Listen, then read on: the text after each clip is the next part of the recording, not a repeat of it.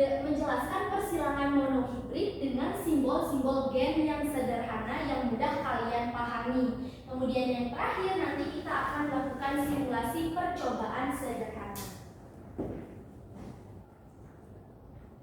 Oke, untuk sekarang kita atur tempat duduk terlebih dahulu ya biar kelihatan lebih rapi.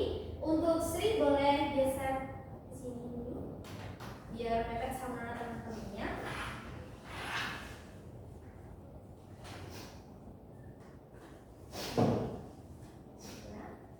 Nah, selanjutnya adapun secara garis besar ya pembelajaran hari ini, kita yang pertama Ibu akan menyampaikan materi terlebih dahulu, kemudian nanti kita sambil diskusi, Ibu akan memberikan pertanyaan, kemudian ketika kalian menjawab itu kalian mendapatkan poin tambahan. Kalian semua ingin poin tambahan? Oke. Nah, selanjutnya setelah itu nanti kita akan melakukan percobaan sederhana bersama-sama. Setelah melakukan percobaan sederhana, nanti di akhir kita akan melakukan evaluasi. Oke. Nah, di sini ada yang punya adik atau ada yang punya kakak? Punya. Ibu. Punya. Oke. Feli anak berapa? Anak kedua. Anak kedua. Berarti punya kakak. Punya adik juga ya? Punya. Oh, punya. Oke. Nah, coba kalian perhatikan dan kalian ingat-ingat kembali apa sih perbedaan antara kalian dengan adik atau kakak kalian? Perbedaannya, coba Feli apa perbedaannya? Mulai sama kakaknya coba. Sama kakakku dari warna kulitnya. Warna kulitnya beda. Sama adik juga sama. Oh, sama orang kulitnya beda juga. Oke. Coba Coba Rahel. hidungnya Bu. Oh, hidungnya. Kalau kakaknya? Ya kak. Ya. Oh, kalau kakaknya hidungnya gimana? Manju. Oh, lanjut. Kalau Rahel? Oke, nggak apa-apa. Kalau Sri? Rambutnya Bu. Oh, rambutnya berbeda. Ya. Kalau punya kakak? Punya Kakaknya rambutnya gimana? lurus. Oh, lurus. Kalau Sri? Agak ikal. Ada sama Berlin? tinggi badannya berbeda. Oke, ternyata menarik ya. Padahal kan kita dari orang tua yang sama nih. Dari orang tua yang sama kok bisa ya ada yang mirip, ada yang berbeda. Nah, ada yang tahu mengapa bisa demikian? Coba angkat tangan. Alasannya? Kok bisa berbeda-beda seperti itu? Padahal orang tuanya sama, induknya sama. Ayo, coba angkat tangan yang bisa. Menurut kalian karena apa? Faktor apa?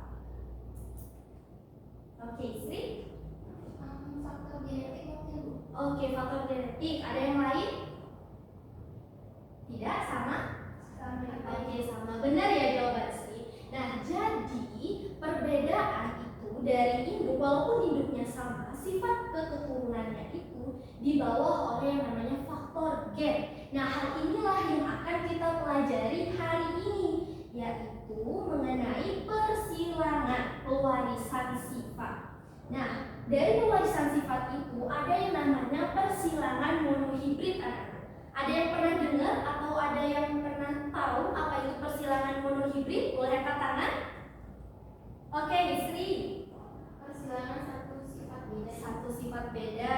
Ada yang lain? Oke, Darwin. Persilangan antara dua individu yang memiliki satu sifat itu. Oke, benar banget ya jawaban kalian berdua. Jadi memang kalau persilangan monohibrid itu adalah persilangan antara dua individu yang memiliki satu sifat beda yang akan diturunkan ke keturunannya atau anaknya.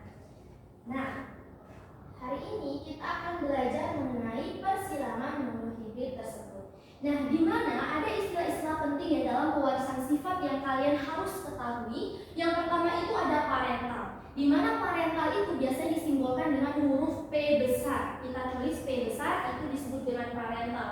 Nah, apa itu parental? Jadi parental itu adalah induk yang kita silangkan. Kedua induk itu disebut dengan parental. Oke. Nah, setelah itu ada filial anak-anak. Nah, di mana filial itu biasanya disimbolkan dengan huruf F besar. Nah, filial itu apa? Filial itu adalah anak hasil persilangan kedua parental tadi, kedua induk tadi, ya. Nah, lalu selanjutnya ada gen. Nah, gen inilah yang namanya faktor pembawa sifat. Gen itu ada gen dominan dan ada gen resesif. Di mana kalau gen dominan itu biasanya disimbolkan dengan huruf kapital atau huruf besar, seperti di sana M besar. Kalau gen resesif dia biasanya huruf kecil, M kecil. Nah, kalian harus ingat, kalau gen dominan itu sifatnya lebih kuat dibandingkan dengan gen resesif. Jadi kita misalkan ini gen resesif, kemudian ada gen dominan. Jadinya gen dominan itu bisa menutupi si gen resesif ini, jadi tidak nampak. Nah, selanjutnya ada alel. Nah, di mana alel itu adalah gen yang berpasangan. Kalau gen tadi kan satu huruf ya. Huruf M besar ada M kecil. Nah, kalau alel itu dia berpasangan anak-anak. Jadi M besar tadi berpasangan dengan M besar itu disebut dengan alel. Begitu. Nah, kemudian ada genotype. Kalau genotype itu sifat yang tidak tampak. Contohnya susunan gen tadi, susunan antara susunan alel tadi. Misalnya M besar itu disebut dengan genotype. Oke. Nah, selanjutnya genotype itu ada 3. Ada homozigot dominan, itu ingat ya, kalau dominan tadi huruf apa? Besar. Jadi ingat aja kalau homozigot dominan pasti hurufnya besar-besar. Kalau homozigot resesif kebalikannya, hurufnya kecil-kecil. Kemudian kalau heterozigot dia berarti gabungan antara huruf besar dengan huruf kecil. Contohnya M besar, M kecil. Paham? Paham. Oke. Lanjut, ada phenotype, istilah phenotype. Kalau phenotype itu adalah sifat yang tampak, anak. Misal nih, huruf M besar itu dia berwarna merah, bunga berwarna merah, M besar. Genotype-nya berarti kan M besar ya. Kalau phenotype-nya berarti apa yang nampak? Sifatnya warna merah. Berarti ingat kalau phenotype itu tampak, kalau genotype itu tidak tampak, ya. Nah, selanjutnya ada hibridisasi anak-anak. Nah, hibridisasi ini adalah persilangan dua individu dengan sifat beda. Contohnya itu pada persilangan monohibrid ini. Ya, seperti yang dikatakan teman-teman kalian bahwa persilangan monohibrid ini adalah persilangan antara dua individu yang memiliki berapa sifat beda? Satu. Oke, pintar. Nah,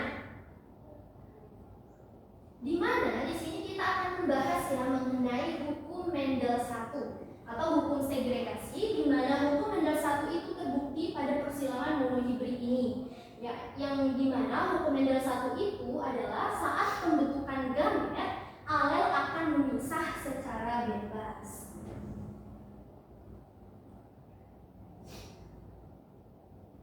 Oke, kita langsung ke perhitungannya ya. Tadi sudah mempelajari istilah-istilahnya, sekarang kita langsung ke perhitungannya. Nah, di mana persilangan monohibrid dominan? Contohnya nih, persilangan kacang ercis berbunga ungu itu genotipnya U besar dengan kacang ercis berbunga putih U besar U kecil disilangkan. Nah, berarti persilangannya itu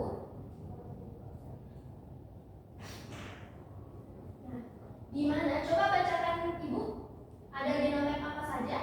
U besar, U besar, U kecil, U kecil, U kecil.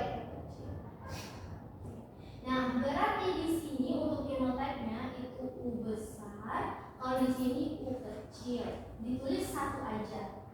Ya. Nah, kemudian setelah itu kita silangkan. Kita silangkan gamet ini anak-anak. Kelihatan kan? Tulisannya tadi kita silangkan.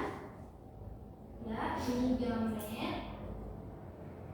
Kemudian setelah kedua individu ini disilangkan, akan muncul anak-anak itu apa istilahnya? Filial. Oke, filial atau biasanya huruf simbolnya F besar. Berarti filialnya apa anaknya? U besar, U kecil. Nah, kalau U besar U kecil berarti sifatnya apa anak-anak? Warnanya oke, pinter. Berarti warnanya ungu. Berarti kalian sudah paham ya kenapa di sini warna ungu? Sudah ya. Ada yang mau kasih alasan? Boleh angkat tangannya kenapa bisa warna ungu? Oke, Rahel. Karena di situ ada huruf U besar, di mana tadi Bu sudah jelaskan bahwa kalau yang ada huruf besar itu dia lebih dominan dan bisa menutupi yang U kecil. Oke, tepuk tangan dulu untuk Rahel. Ingat ya, jadi di sini sifatnya dominan, makanya U kecilnya tidak nampak. Di mana U besar itu kan tadi yang di atas itu bunganya warna ungu, makanya filialnya warna ungu.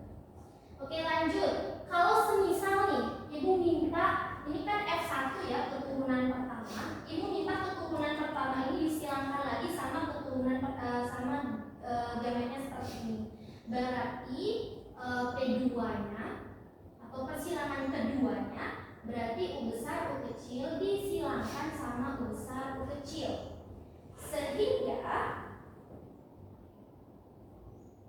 Sehingga kita temukan gametnya anak-anak. Nah, gametnya di sini ada U besar U kecil sama di sini U besar U kecil. Oke. Nah, gimana fil F2-nya? Berarti kita buat tabel biar lebih mudah. Ya. U besar U kecil U besar U kecil. Oke. Nah, ini disilangkan dengan ini berarti menghasilkan U besar, U besar. U besar, oke. Kemudian ini dengan ini Besar kecil. Ini dengan ini Besar kecil. Ini dengan ini Kecil kecil. Oke, pintar semua ya. Jadi ingat ya, tabel ini sangat membantu kalian ketika gametnya itu lebih banyak begitu.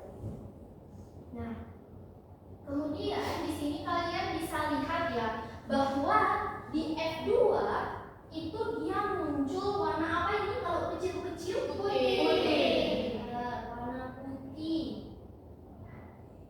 Ada yang tahu kenapa di F2 baru muncul warna putih? Coba kasih Ibu alasan kenapa ya di F2 itu baru dia muncul warna putih.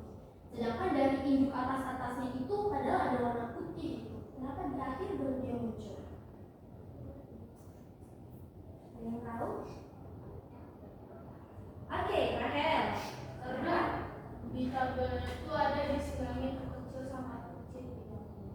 Oke, benar. Ada yang punya alasan lain? Setuju sama Randa?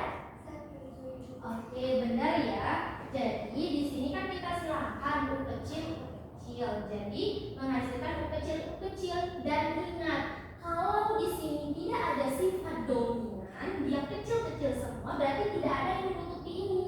Sehingga warnanya dia full putih. Tidak kalau ada U besar menutupi U kecil, baru dia berwarna putih. Paham? Paham, Bu.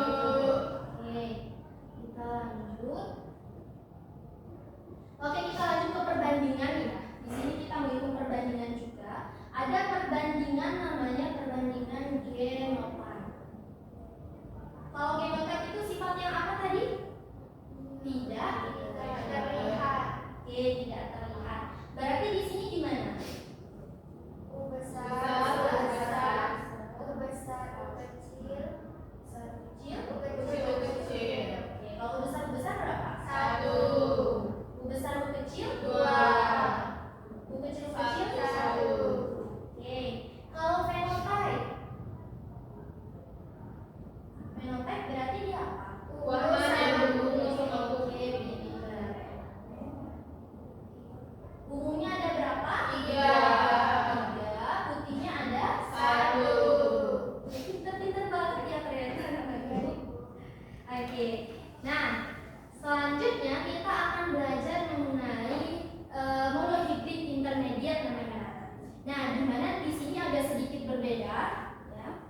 Jadi ketika P1-nya itu warna merah bunganya, kemudian disilangkan dengan warna putih, di mana warna merah itu gennya M besar, putih M besar, M kecil ya. Putih M kecil. Oke. Nah, ketika ini disilangkan, maka gametnya itu muncul sama anak-anak. Berarti dia M besar. Ini ibu aku nggak apa-apa ya? Kalian sudah tulis semua? Sudah, Bu. Oke.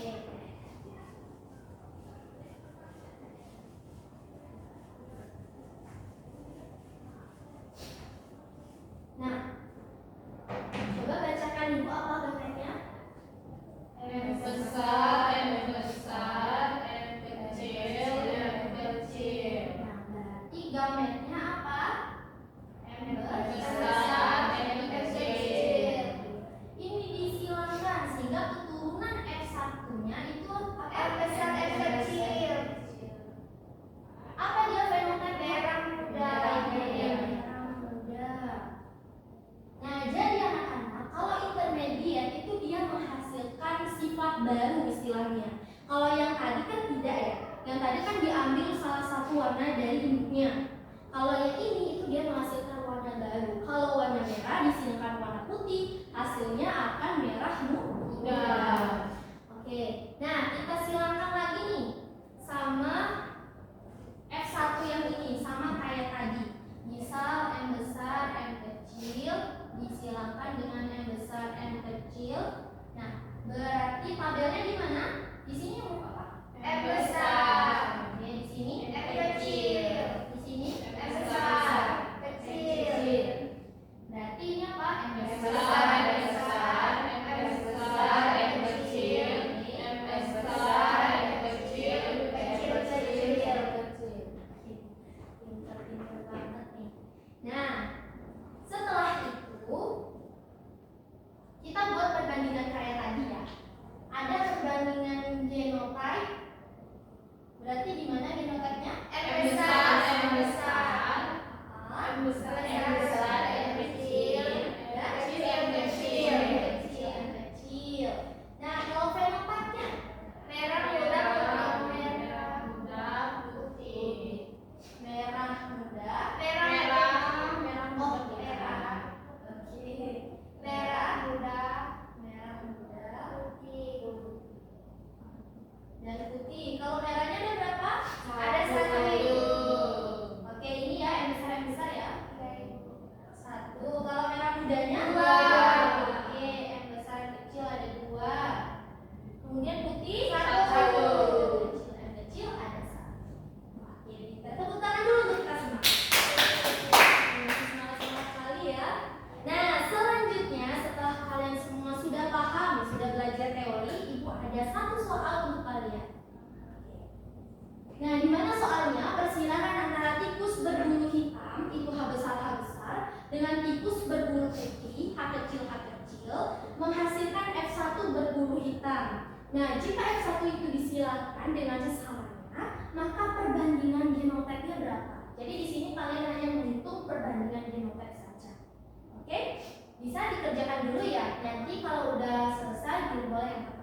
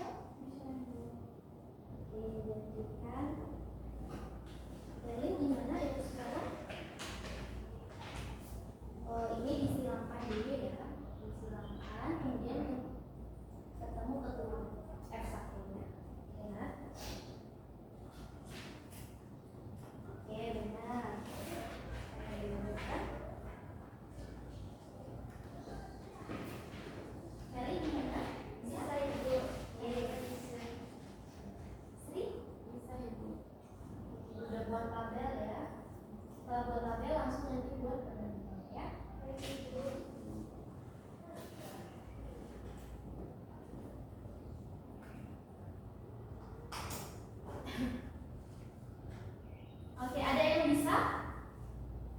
Oke, Sri sudah selesai nih. Boleh maju ke depan, tulis di papan ya. Dan nanti teman-temannya menyesuaikan jawaban.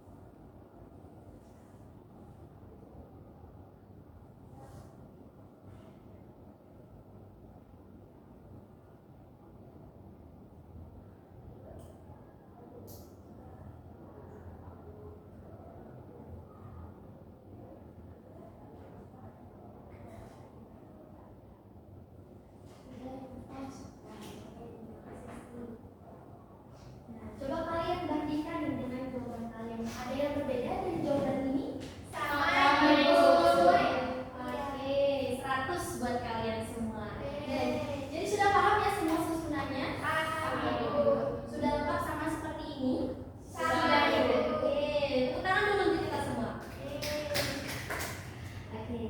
Nah, sekarang karena kalian sudah latihan soal dan sudah paham teorinya, sekarang kita akan melakukan praktik sederhana mengenai persilangan monohibrid. Nah, jadi tujuan praktik ini buat kalian benar-benar mempraktikkan teori yang sudah kalian pelajari tadi, biar kalian lebih paham.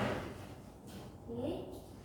Nah, di sini ibu akan membagi kalian menjadi dua kelompok, ya. Berli dan Adel jadi kelompok pertama, ya. Kemudian Rahel, Feli, dan Sri kelompok kedua. Oke. Nah, jadi anak-anak, gimana dari praktik ini ibu akan membagikan satu lembar LKPD per kelompok. Nah, jadi nanti ibu akan memberikan kalian dua kertas, ya, dua warna kertas itu berjumlah 20 kertas warna merah di dalam kertas origami ini, warna biru, ya, dan ada warna 20 kuning. Nah, kemudian nanti kalian itu masukkan 10 kertas warna merah ke dalam wadah dan 10 kertas warna kuning ke dalam wadah yang pertama tadi. Jadi warna merah dan kuning itu dicampur sama-sama 10. Paham? Paham. Oke, kemudian kalian aduk-aduk, lalu kalian mengambil dari kedua wadah itu, yang pertama dan wadah yang kedua. Itu kalian ambil dengan tutup mata, ya. Nah, gimana? Coba ibu minta kalian buka dulu LKPD-nya biar kalian paham. Nah, yang dimana itu ada yang namanya bagian stimulus. Nah, di bagian stimulus itu nanti kalian isi dari apa itu definisi persilangan monohibrid yang kalian pahami. Ya. Kemudian selanjutnya ada yang namanya identifikasi, ya, identifikasi masalah. Itu kalian pertama merumuskan masalah terlebih dahulu. Ya, di sana sudah ada pernyataan, kemudian kalian tuliskan dalam bentuk rumusan masalah seperti contoh yang ada di LKPD. Lalu setelah itu kalian buat hipotesisnya, hipotesis dari rumusan masalah tersebut. Nah, kemudian kalian mengumpulkan data. Nah, mengumpulkan data itu melakukan percobaan tadi, ya, 20 kertas itu dicampur, diaduk, kemudian kalian ambil. Nah, setelah pengolahan data itu kalian setelah mengumpulkan data, ya, kemudian mengolah data. Nah, mengolah data itu kalian menjawab pertanyaan-pertanyaan di LKPD, ya, pertanyaan di LKPD. Kalau nggak cukup jawab di sana, boleh di kertas yang berbeda. Nah, setelah itu kalian verifikasi, anak-anak. Nah, verifikasi inilah yang penting. Dimana verifikasi itu biar kalian paham, ya. Jadi kan kalian tadi pertama di awal sudah membuat hipotesis. Nah, setelah itu kalian verifikasi apakah benar nih hipotesis kalian setelah melakukan praktik. Kalau benar berarti hipotesis diterima, kalau tidak benar berarti ditolak. Ya, kalian tulis di verifikasi. Kemudian setelah verifikasi kalian membuat kesimpulan di bawah itu. Nah, setelah itu kalian akan maju ke depan untuk mempresentasikan hasil. Ya. Ketika selesai presentasi, kelompok yang lain yang mendengarkan boleh bertanya, boleh menambahkan. Oke, paham? Paham, Ibu. Oke, silakan lakukan praktik sekarang. Baik, Ibu. Ini kalau kalian butuh teori, ini ada scan buku, ya. Buku Kemendikbud kelas 9, kalian boleh scan di sini. Silakan.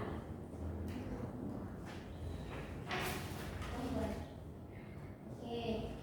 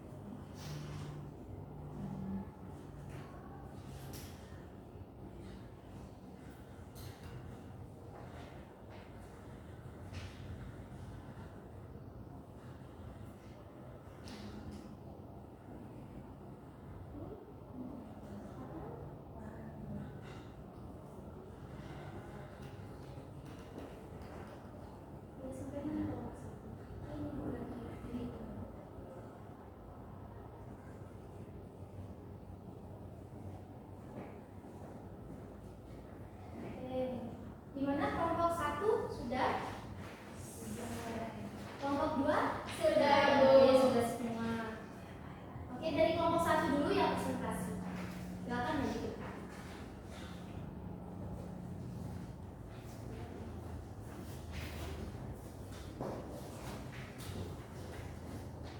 Ibu akan sekaligus menilai presentasi kalian ya.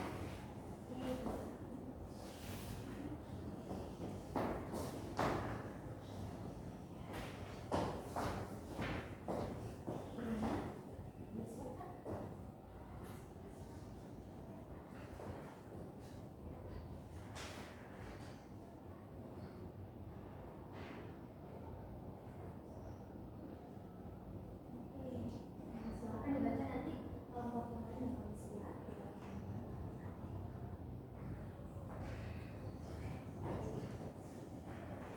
Kelompok yang lain boleh nanti bertanya ya, harus menjawab.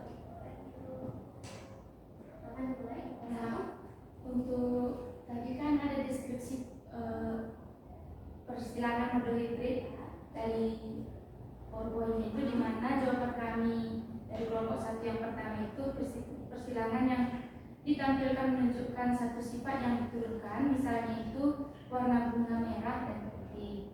Yang kedua itu diagramnya memperlihatkan cara gamet bertemu dan menghasilkan 3 genotype, M besar, M besar, M besar, M kecil, dan M kecil, M kecil sesuai dengan gender.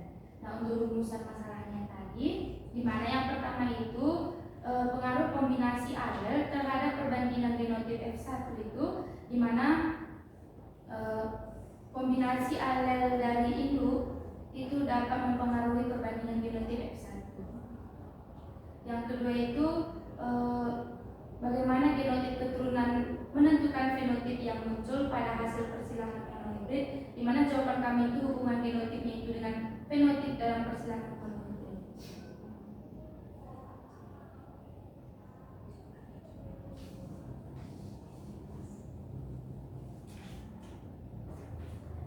Untuk selanjutnya itu ada hipotesisnya, di mana yang pertama, jika induk memiliki kombinasi alel yang berbeda, misalnya M besar dikali dengan M kecil, maka genotype F1 itu akan cenderung didominasi oleh heterozigot, karena semua anak akan menerima alel yang berbeda dari masing-masing induknya. Kemudian yang kedua, jika individu memiliki alel yang dominan dalam genotype-nya, maka fenotipe yang muncul adalah sifat dominan, sedangkan M kecil menampilkan sifat resesifnya.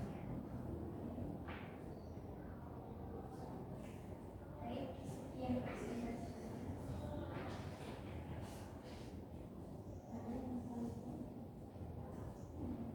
Hipotesisnya gimana?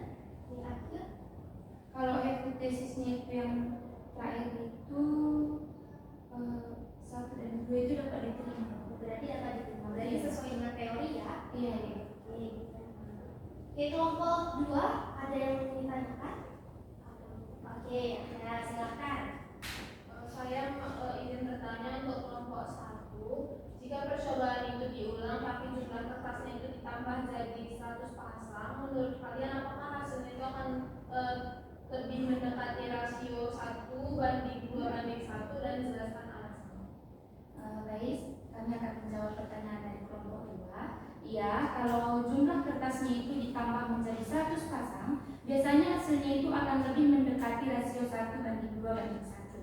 Di mana alasan dari kelompok kami itu, karena semakin banyak data, maka semakin kecil kemungkinan hasilnya itu melenceng. Nah, dari perbandingan yang seharusnya terjadi, kalau cuma pakai 20 pasang, hasilnya bisa berbeda-beda karena masih dipengaruhi keberuntungan atau peluang. Nah, tapi kalau 10 pasang itu, keberuntungannya itu jadi lebih rata, jadi hasilnya bisa makin mirip dengan rasio yang sebenarnya. Gimana kelompok 2? Bisa paham? Bisa, Bu. Oke, jadi benar ya jawaban dari kelompok 1 tadi. Kalau semakin banyak kertasnya, maka data hasilnya itu akan semakin stabil gitu. Makin stabil dan makin sesuai dengan rasio teori hukum Mendel 1 tadi yang sudah kita pelajari. Oke, tepuk tangan dulu untuk kelompok 1. Silakan dulu. Selanjutnya untuk kelompok 2, silakan mempresentasikan hasil dari percobaan kalian. Nanti kelompok 1 boleh mengajukan pertanyaan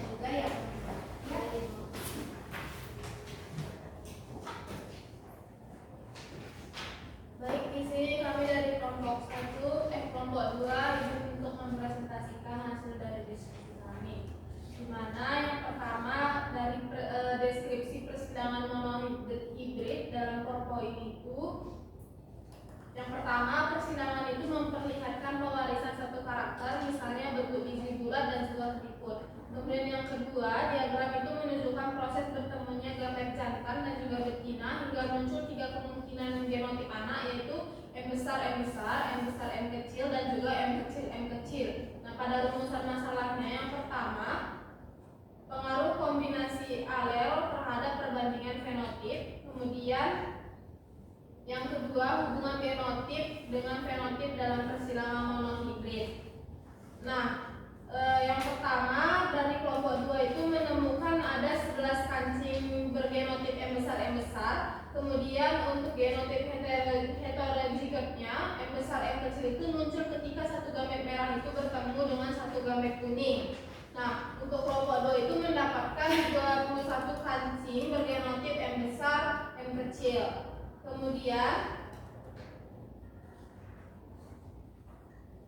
Kemudian disederhanakan dengan angka kecil ada 8 ke 1,4 banding 2,6 dibanding 1. Nah, rasio ini masih mengarah ke pola dasar 1 banding 2 banding 1, tetapi sedikit berbeda karena faktor acak. Kemudian tetap paling banyak, maka fenotip perantara akan saling muncul disusul fenotip dominan lalu fenotip resesif. Selanjutnya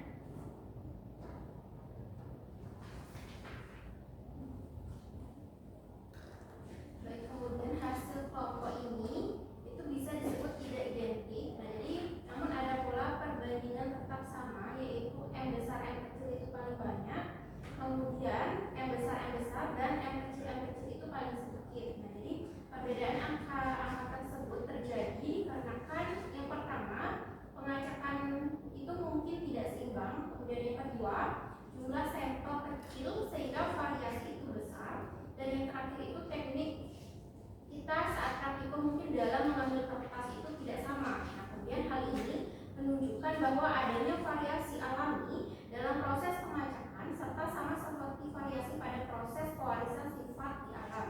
Nah, jadi kesimpulannya dari kelompok kami yaitu kami memperoleh hasil yang masih mengikuti pola genotip monohibrid Mendel, meskipun ada perbedaan jumlah dibandingkan kelompok lain. Misalnya heterozigot itu tetap muncul paling banyak sehingga menunjukkan kecenderungan ke rasio genetik yaitu 1 banding 2 banding 1. Kemudian perbedaan angka ini disebabkan oleh variasi acak serta cara pengambilan gamet yang berbeda antar kelompok. Untuk hipotesisnya bagaimana?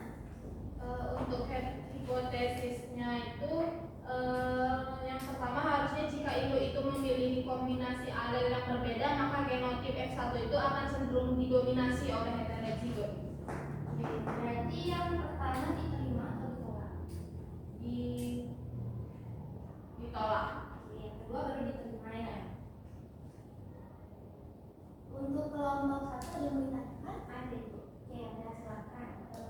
Menurut kelompok peneliti itu kenapa genotip heterozigot selalu muncul paling banyak dalam percobaan, dan apa hubungannya dengan hukum peluang dan dalam genetika? Baik, di sini kami menjawab pertanyaan dari kelompok 1, di mana untuk genotip M besar M kecil itu paling banyak karena kombinasi ini perlu punya peluang yang lebih besar untuk muncul. Nah, waktu kita mengambil kertas dari kotak A dan juga B, peluang ketemunya huruf M besar dan M kecil itu lebih besar dibandingkan ketemu M besar dan juga M kecil. Nah, kedua cara itu juga sama-sama menghasilkan dia M besar sama M kecil. Jadi total peluangnya itu 2 kali lebih besar daripada M besar atau M kecil. Dan inilah yang membuat M besar M kecil itu hampir selalu paling banyak diambil dari percobaan yang kami lakukan. Dan juga ini sesuai dengan hukum peluang yang mengatakan bahwa kejadian tersebut. Gimana bisa diterima? Bisa itu. Oke, berikan tepuk tangan dulu. Nah, jadi benar ya tadi yang ditanyakan oleh Adel, kenapa heterozigot itu paling sering muncul? Begitu ya, Adel ya? Oke, jadi benar kalau heterozigot atau M besar M kecil itu sering muncul karena memang peluangnya lebih besar anak-anak. Seperti yang kita sudah pelajari tadi, bahwa perbandingan di sini kita bisa lihat ya, bahwa memang yang heterozigot selalu dia 2, sedangkan di sebelah sini itu 1-1. Makanya udah kelihatan dia berdua Oke, nah setelah kalian sudah mempelajari teori, kemudian kalian sudah melakukan percobaan sederhana, ada yang bisa membantu ibu nih untuk membuat kesimpulan? Ada yang bisa menyimpulkan? Boleh angkat tangannya langsung. Oke, Feli. Ya Ibu. Oke, silakan. Baik, jadi kesimpulannya itu Ibu, persilangan monohibrid adalah persilangan yang mempelajari suatu sifat saja Ibu. Nah, saat makhluk hidup berkembang biak, pasangan gen akan berpisah dan tiap anak mendapat satu gen dari tiap orang tua. Jadi hasilnya itu biasanya muncul perbandingan sifat 3 yang dominan dan 1 yang resesif Ibu. Oke, benar. Tepuk tangan dulu untuk Feli. Oke, benar ya. Jadi persilangan monohibrid itu adalah persilangan antara dua individu yang memiliki satu sifat beda ya pada turunannya. Di mana dalam persilangan ini ada gen yang memiliki dua alel, yaitu alel dominan dan alel resesif. Itu kalian harus hafal ya. Di mana kalau alel dominan itu bisa menutupi si alel yang resesif tadi sehingga tidak nampak begitu. Nah, di mana persilangan monohibrid itu sama seperti hukum Mendel 1 yang menjelaskan bahwa setiap pasangan alel itu akan memisah anak-anak, memisah secara bebas saat pembentukan gamet ya, sehingga keturunannya itu menerima satu alel dari masing-masing ibunya. Nah, karena kita sudah belajar ya, sudah belajar teori, sudah praktikum, sudah menyimpulkan, selanjutnya yang terakhir yaitu mengenai evaluasi pembelajaran hari ini.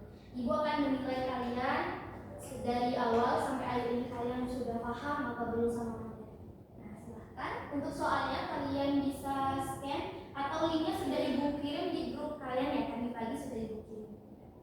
Silahkan dulu.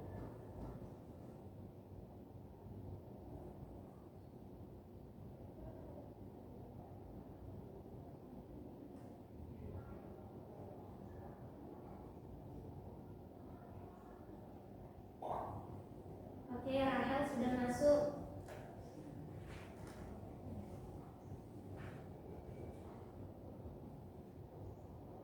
Ini ada pendapat.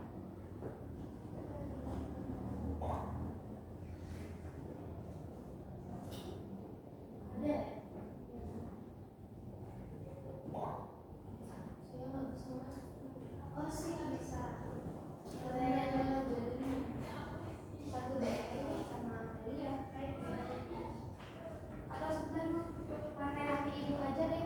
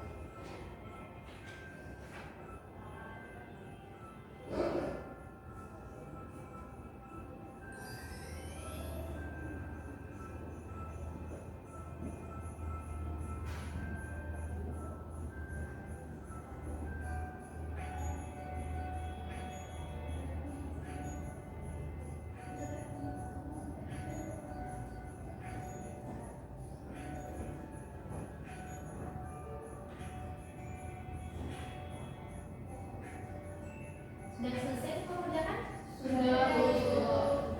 Nah, yang teratas ada Rahel. Tepuk tangan dulu untuk Rahel. Selanjutnya ada Adel.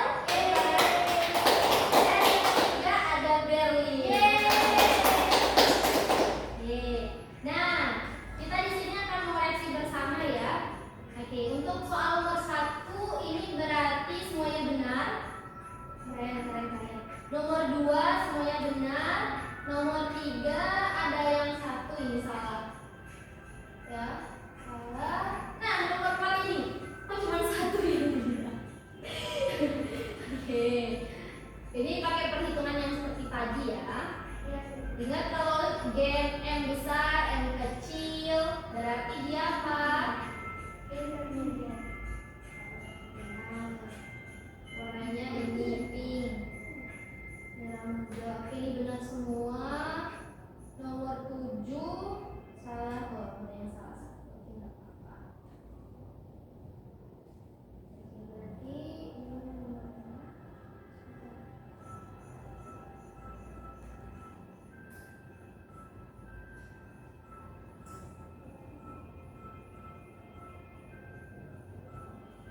Oke anak-anak, terima kasih sudah mengerjakan soal evaluasi. Nah, selanjutnya karena Ibu tidak mau kalian belajar hanya di kelas saja dan kalian lebih memahami teori tersebut, Ibu ada PR ya untuk kalian. Silahkan dikerjakan di rumah untuk 2 soal itu. Silahkan ditulis dulu dan minggu depan dikumpulkan ya. Ibu akan tunjuk salah satu untuk maju ke depan untuk mengerjakan di bawah. Oke. Oke, sudah semua menulis? Sudah, Ibu. Oke, lanjut.